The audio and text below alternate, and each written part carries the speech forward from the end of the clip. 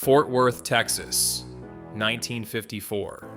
Inside a small factory on the west side of town, a man in a white cap walks the production line. He moves slowly.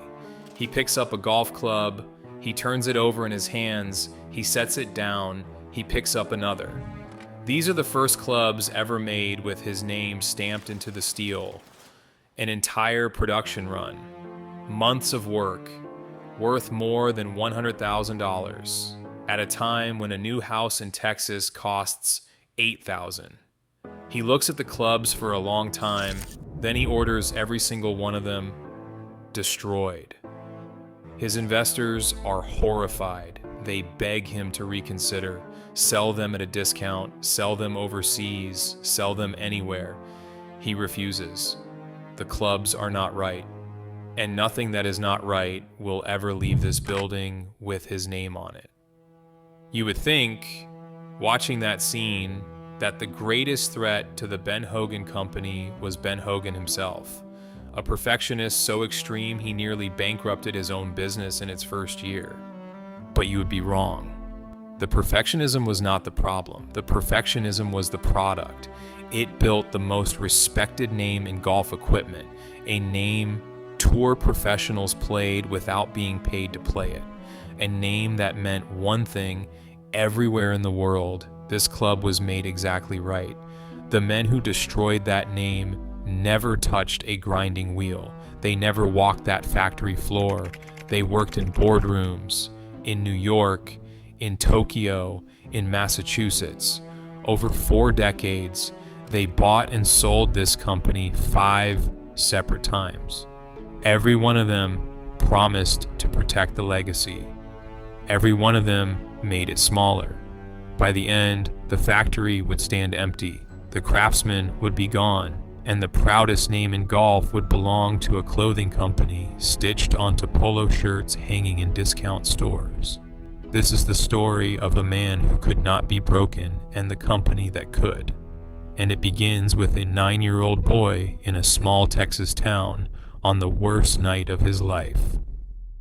Dublin, Texas, 1912. William Ben Hogan was born the 3rd child of a blacksmith. The family is poor, the town is small, and the automobile is arriving, which means the world needs fewer and fewer blacksmiths every year.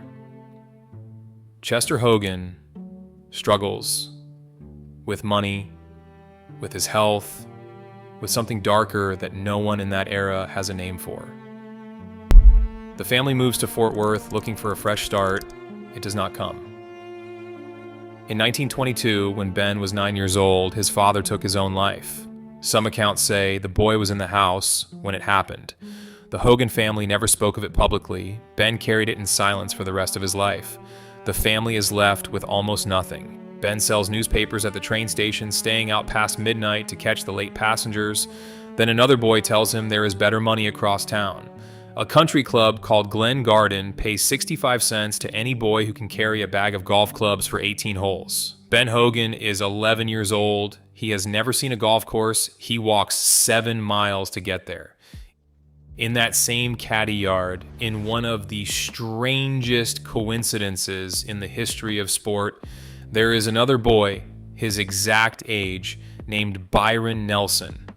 2 of the greatest golfers who will ever live, carrying bags side by side at the same modest club in Fort Worth, Texas.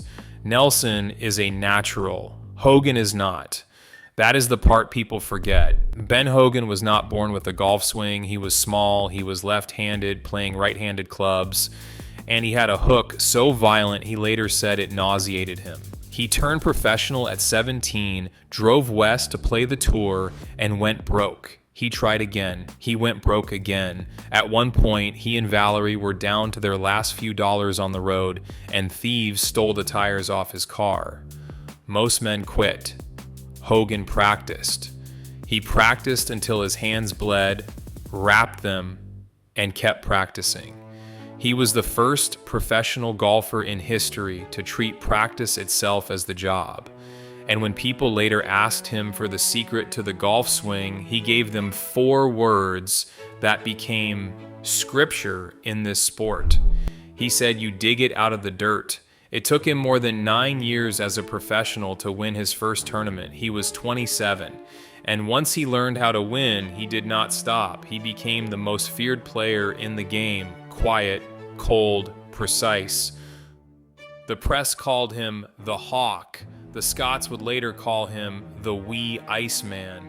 By 1948, he was the best golfer on earth. And then comes the fog. February 2nd, 1949. Ben and Valerie Hogan are driving home to Fort Worth on a 2-lane highway in West Texas, near a town called Van Horn. The morning fog is thick. Out of it, on the wrong side of the road, comes a Greyhound bus attempting to pass a truck. Hogan has perhaps 1 second. He does not use it to save himself. He throws his body across Valerie, and the bus hits them head on.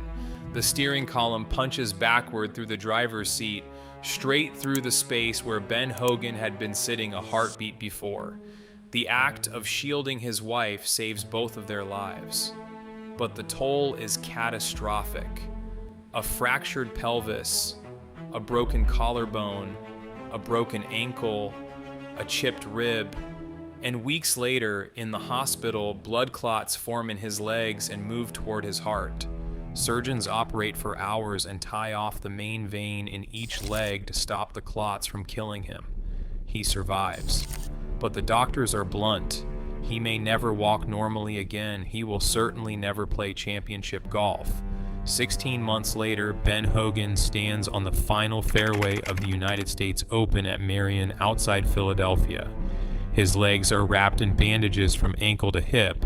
He has played 36 holes that day because the Open still finishes with a double round and he can barely stand. He pulls a 1-iron and hits the most famous shot in the history of American golf onto the final green to force a playoff. The next day, he wins. They called it the miracle at Merion. It was not a miracle, it was the same thing it always was. It was dug out of the dirt. 3 years later comes the season no one has matched. 1953, Hogan enters 6 tournaments and wins 5 of them. He wins the Masters, he wins the United States Open at Oakmont, then he sails to Scotland, plays the British Open at Carnoustie for the first and only time in his life, and wins that too. 3 major championships in a single summer. New York City gives him a ticker tape parade down Broadway, the first for a golfer since Bobby Jones. 9 major championships, 64 tour victories, a dead father, a caddy yard, a hospital bed, and a parade. Most men would call that a finished story, but Ben Hogan was just getting started, because that same year, at the age of 41, he bet everything he had earned on one final idea. He announced it in 1953, and the factory came to life the following year. The Ben Hogan Company of Fort Worth, Texas. Its mission fit in a single sentence, and he said it plainly: to build the finest golf clubs in the world, or build nothing at all. Golf equipment in that era was frankly sloppy. Clubs stamped out in big batches, lofts and lies that did not match their labels, shafts that varied wildly from club to club. Hogan had spent his whole life fighting equipment, bending and grinding his own irons in hotel rooms. He believed a golf club should be made like a fine instrument, measured, matched, exact. So he built the factory around his own obsession. Tolerances tighter than anyone in the industry thought reasonable. Grinding done by hand, by craftsmen he trained himself. He walked that production line constantly, pulling clubs and checking them against the standard, which was to say, against himself. And that is what makes the scene from the beginning of this story so important. That first production run in 1954, the one worth more than $100,000. When Hogan looked at those clubs and saw flaws no customer would ever have noticed, his partners saw inventory. He saw a broken promise. He destroyed every club. And when his investors objected, he borrowed money with help from his oldest friend, the Fort Worth department store magnate Marvin Leonard, the same man who had built Colonial Country Club, and he bought their shares. From that day forward, no one could outvote the standard. It nearly killed the company in its crib. Instead, it became the founding legend. Word spread through professional golf that the new Hogan clubs were different, that the man himself checked them. Tour players began putting Hogan irons in their bags without a single dollar of endorsement money, which in golf is the rarest compliment that exists. Through the late 50s, the company grew into something unheard of. A boutique manufacturer competing with giants like Wilson, Spalding, and McGregor. The Hogan name comes to mean precision, the way Rolls-Royce means luxury. Later comes the Apex shaft and then the Apex irons, a name that will outlive almost everything else in this story. But precision is expensive, hand grinding is expensive, destroying imperfect inventory is very expensive, and a company built on one-man savings cannot grow forever on pride alone. In 1960, Ben Hogan made a decision that looked, at the time, like wisdom itself. He sold the company. Sale number 1. The buyer was American Machine and Foundry, known to every American of that era by its initials, AMF. A sprawling conglomerate that made bowling equipment, tennis rackets, bicycles, yachts, and would later own Harley-Davidson. AMF had what Hogan needed, which was capital. And Hogan had what AMF wanted, which was the most trusted name in golf. Here's the thing though. This first sale was not a betrayal. It was, for a long while, the rare corporate marriage that worked. AMF paid millions and then did something conglomerates rarely do. It left the founder alone. Hogan stayed on as president. He kept his office at the plant on West Pafford Street. He kept walking the line. Employees from those years tell the same story over and over. The boss, one of the most famous athletes on the planet, is standing at a workbench in a shirt and tie, checking loft and lie angles on random clubs pulled from the racks. If a club was wrong, it did not ship. Decade after decade, that did not change. He worked at that factory nearly every day for the rest of his working life, not as a mascot, as the standard. And so through the 60s and 70s, the arrangement holds. AMF provides the money. Fort Worth provides the clubs. The Hogan name stays golden. But conglomerates do not love products, they love portfolios. And portfolios get traded.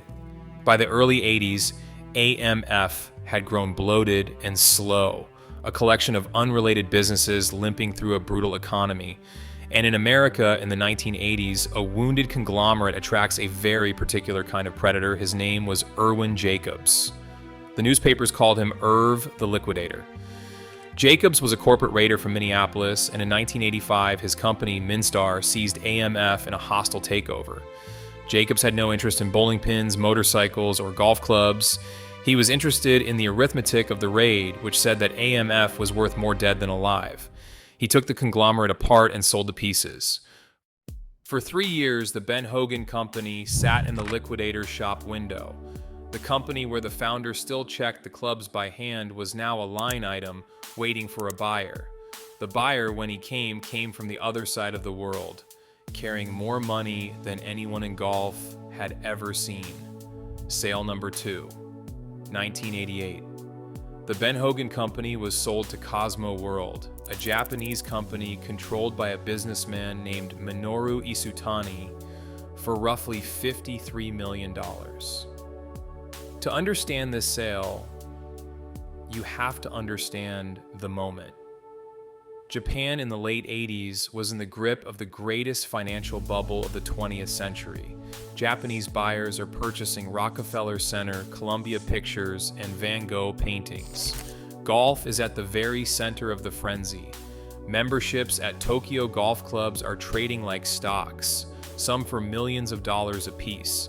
To a bubble-era Japanese investor, the most prestigious name in American golf equipment looked like a trophy that could only rise in value. And to be fair, Isutani did not simply sit on the trophy. In 1990, Cosmo World did something with the Hogan name that changed professional golf forever. It paid millions to create a brand new developmental circuit for young professionals. They called it the Ben Hogan Tour. That tour still exists today. It has changed sponsors and changed names, but the ladder that every young player now climbs to reach the PGA Tour began as an advertisement for a Fort Worth club company. It is quietly the most lasting thing any of the 5 owners ever built with Hogan's name. But the bubble that paid for it was already dying. In 1990, at the very peak of the madness, Isutani made the purchase that finished him. He bought Pebble Beach, the most famous golf course in America, for roughly $841 million. The deal shocked both countries. It was too much money borrowed at the worst possible moment. The Japanese market crashed, the bubble burst, and within about 2 years, Isutani was forced to sell Pebble Beach at a loss of well over $100 million. A drowning empire sells whatever it can. And so, once again, the Ben Hogan Company went up for sale, not because of anything that happened in Fort Worth, because of a land deal on the California coast and a stock market in Tokyo. Ben Hogan turned 80 years old, watching his name get passed between men he had never met. He did not know it yet, but the worst was still ahead. And Ben Hogan would not live to see it. Sale number 3 came in 1992. The buyer this time was an American, a Virginia businessman named Bill Goodwin. And for a few quiet years, the story steadied. The company stayed in Fort Worth. The club stayed respected. The old man still came to the office, silver-haired and immaculate, still pulling clubs from the line, still the standard. Those who worked there in the 90s described something close to a family. Craftsmen who had ground club heads beside Hogan for 30 to 40 years. Men who never called him Ben, only Mr. Hogan, and meant it. Visitors from the tour still stopped by the plant, and the routine never changed. The old man would take a club from a visitor's bag, roll it in his hands, sight down the shaft, and hand it back with a single sentence of judgment. Players treated that sentence like an oracle. There are stories of major champions quietly reshafting entire sets because of one remark from a retired man in his 80s standing on a factory floor in Texas. That was the asset no owner ever managed to put on a balance sheet. Not the tooling, not the trademarks, the standard, walking the building on 2 ruined legs. On July 25th, 1997, Ben Hogan died in Fort Worth. He was 84 years old. The game mourned him as its patron saint of practice, the man who proved that will could be a talent. His company survived him by a matter of weeks. But grief does not pause commerce. Before that same year was out, Goodwin sold the Ben Hogan Company to Spalding, the sporting goods giant owner of Top Flight golf balls. Sale number 4. The press release said everything press releases always say: a proud legacy, a perfect fit, a bright future. Then the following year, Spalding announced what the legacy was actually worth to them. The Fort Worth plant would close. Production of Ben Hogan clubs would move to the Top Flight factory in Chicopee, Massachusetts. Read that again. The company Ben Hogan built in his hometown, staffed by craftsmen he had trained across 4 decades, men still working to the tolerances he had set in 1954, was shut down months after his funeral. The grinding wheels went quiet. The workers were let go. Some of them had known no other employer in their adult lives. Fort Worth was furious. Golfers were furious. Letters poured into golf magazines calling it a desecration. Sports columnists in Texas wrote about it the way you write about a death in the family, because in that city it was one. The plant on West Pafford Street was not just a factory. It was the place where the most famous citizen in Fort Worth history had shown up for work, in a coat and tie, for more than 40 years, where visiting tour players made pilgrimages just to shake his hand at the grinding wheels, where a barrel of imperfect clubheads sat as a permanent reminder of what the standard cost. None of it mattered. The people who made the decision had never walked that factory floor, and the one man whose word could have stopped it was gone. On a spreadsheet in Massachusetts, 2 golf factories were redundant, and a spreadsheet cannot smell the steel dust, so a spreadsheet feels no shame. And here is the cruel mechanical truth of what happened next. Hogan clubs were hand-finished instruments made by specialists. Top Flight's plant was built for volume. The men in Chicopee were not the men in Fort Worth, and everyone in golf could feel the difference. The whisper started almost immediately. The new Hogans were not the old Hogans. Club professionals who had sold the brand for decades quietly steered customers elsewhere. Tour players drifted away. The name still said Ben Hogan. The clubs no longer did. Now, while all of this was happening, it is worth looking at what the rest of the golf industry was doing, because the contrast is the whole lesson. While the Hogan name was being traded between a liquidator, a bubble investor, and a ball company, a former wine executive named Eli Callaway was building Big Bertha into the biggest club brand on earth. An engineer named Carsten Solheim had turned Ping into a fortress of custom fitting that his family still controls. TaylorMade was betting everything on metal woods and winning. Titleist owned the ball. These companies had wildly different products, but they shared one trait. Each was run by people whose entire livelihood depended on that one brand staying great. The Hogan Company, for 40 years, was run by people for whom it was a line on a spreadsheet, 3 floors down in someone else's empire. The brands with owners grew, the brand with landlords shrank. I want to step out of the story for a moment because I have made a lot of these films now, and I have read a lot of corporate autopsies. Usually there is a cause of death you can point to, a bad product, a missed technology, a scandal. I have gone looking for that moment in the Hogan story, and it is not there. The clubs were never bad, the name was never disgraced. This is the only company I have covered that died of nothing except being sold.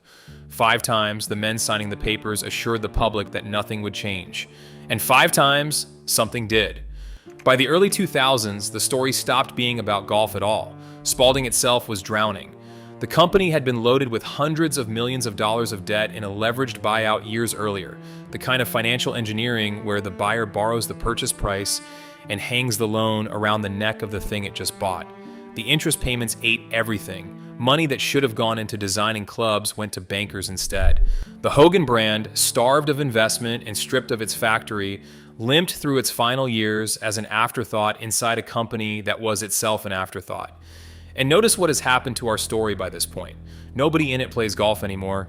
Nobody in it grinds steel. The fate of Ben Hogan's company is now being decided entirely by creditors, restructuring lawyers, and bond mathematics. The man gave his name to precision, and precision had given way to paperwork. In 2003, Spalding's golf business collapsed into bankruptcy, and so the Ben Hogan Company was sold for the 5th time, not in a boardroom ceremony, at a bankruptcy auction. The winning bidder was Callaway, which paid roughly $125 million for the whole distressed bundle. Top Flight, Strata, and included in the crate like a family heirloom at an estate sale was the name Ben Hogan. Think about what that number means. 15 years earlier, the Hogan Company alone had sold for $53 million. Now the Hogan name, plus the biggest golf ball factory in America, plus an entire second ball brand, all of it together, went for a little more than twice that. That is what 5 owners and 1 moved factory had done to the value of the most trusted name in golf. The auctioneers did not even list Hogan first. Callaway, to its credit, tried. It kept making Apex irons, and serious golfers still respected them. But inside a giant company with its own famous founder and its own brands to feed, Hogan was always the stepchild. Around 2008, Callaway quietly stopped making Ben Hogan clubs altogether. There was no announcement worthy of the name. The most respected mark in the history of golf equipment simply went dark. Callaway kept the one thing it truly wanted, the word Apex, which sits on Callaway irons to this day. Ask a young golfer where that name came from, and they will tell you Callaway invented it. As for the Ben Hogan name itself, its final destination is the kind of detail a screenwriter would reject as too on the nose. The brand ended up in the hands of Perry Ellis International, a clothing company.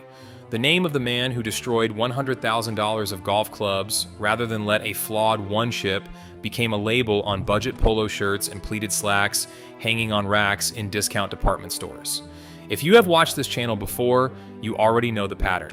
The proudest name in the sport ending up 2 aisles over from where Wilson's staff ended up. The graveyard of American golf is a supermarket. There is one last chapter, and it belongs, fittingly, to Fort Worth. In 2015, a small group of Texas golf industry veterans licensed the equipment rights back from the clothing company and relaunched the Ben Hogan Golf Equipment Company in Hogan's own city. The men behind it were true believers. They spoke about tolerances and forging the way the old man had. Their first irons were named for the place and the anniversary, the Fort Worth 15.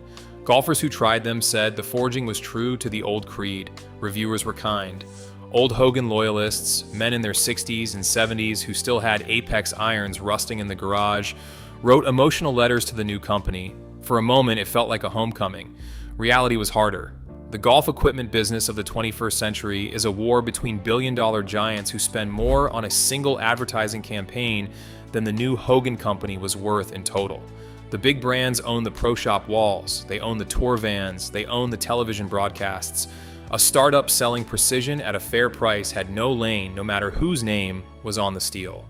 In 2017, less than 3 years after the celebration, the reborn company filed for bankruptcy protection. This time, though, the story did not quite end. The company reorganized and survived by abandoning golf shops entirely, selling direct to consumers online, cutting out every middleman the giants controlled. It remains today what the original company never was: small and fragile. The name that once commanded any pro shop wall in America now ships in cardboard boxes from a website. It is not a triumph, and yet it is Fort Worth, and it is still breathing, and given everything you have just watched, perhaps that counts for something. So stand, one last time, on that factory floor in 1954. A man in a white cap is looking at $100,000 worth of golf clubs that only he can see are flawed. Every dollar of his own money is on the line. Every advisor in the room is telling him to ship them. The math says ship them. The market says ship them. Nobody would ever know. He would know. He orders them destroyed because his name is on them and his name is not for sale cheaply. Every owner who came after him faced some version of that same choice between the standard and the spreadsheet. The conglomerate chose the portfolio. The raider chose the breakup. The bubble investor chose the trophy.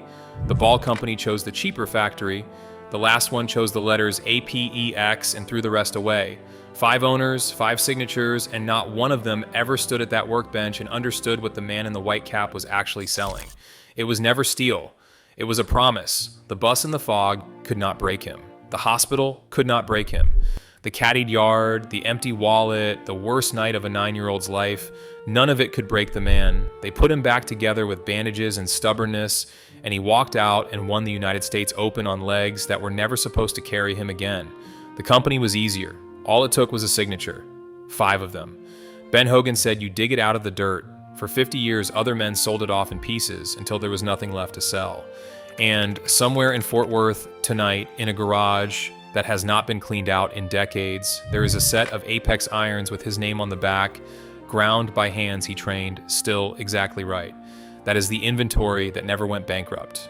He made sure of it one club at a time, starting with $100,000 of perfectly good golf clubs that were not good enough.